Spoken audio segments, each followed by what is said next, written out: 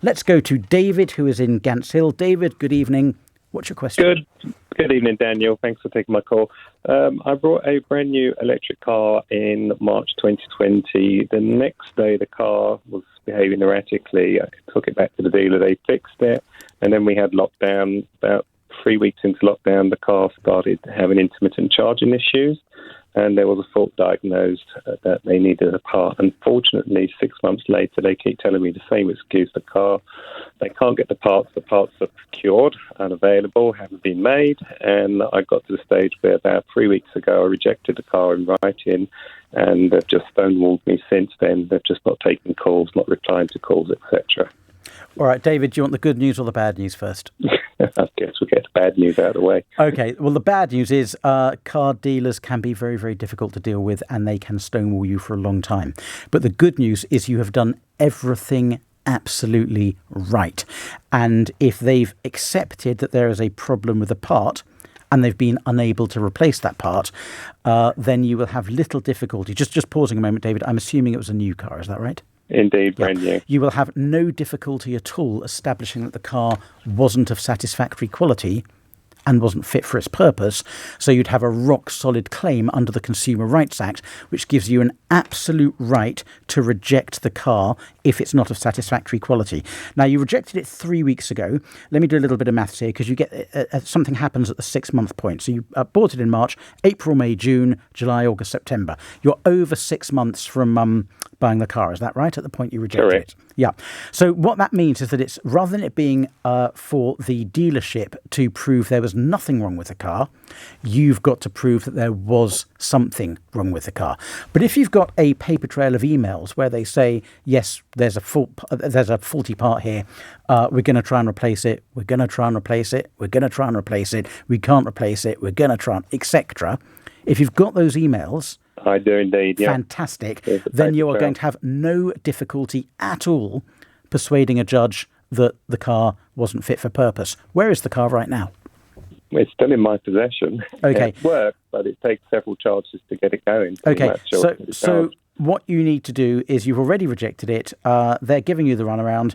I would write to them again one more time saying that unless they agree to accept the car back within 14 days, you're going to issue proceedings in the county court. How much did you pay for the car? A lot of money. Over 10,000, I'm guessing. No, 80k. 80k, wow. So it's going to be a claim which is probably worth, at that level of money, David, it's probably worth you getting lawyers for. But is there any chance of you doing a deal? Would you accept the car if they knock some money off the price? Well, it's just the car's not really fit for purpose. You can't drive it. If you drive it on a long distance, you may not be able to charge it to get it back. So at some point, they're going to have to fix it or replace it or give me a refund. Yeah. David, you've done the right thing here. You will have a solid claim. You may have to give a little bit of credit for the use that you've had of the car for the last 8 or 9 months. But it's not going to be as much as the difference in value between a brand new car and an 8-month-old second-hand car. It won't be that level of difference. Is there a scale how that's worked out, Daniel, in terms of I think it's very much a question of hoping for the right judge on the day, licking your finger, holding it up to the wind, and smiling nicely at the judge. There's no fixed scale for it.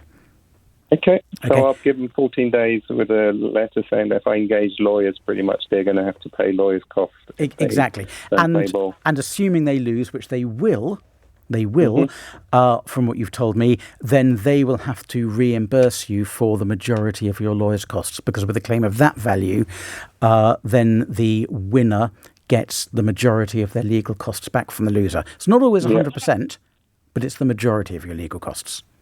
Thank you so much, Daniel. Have a lovely evening. Thank you so much for the call, David. That was David in Gants Hill.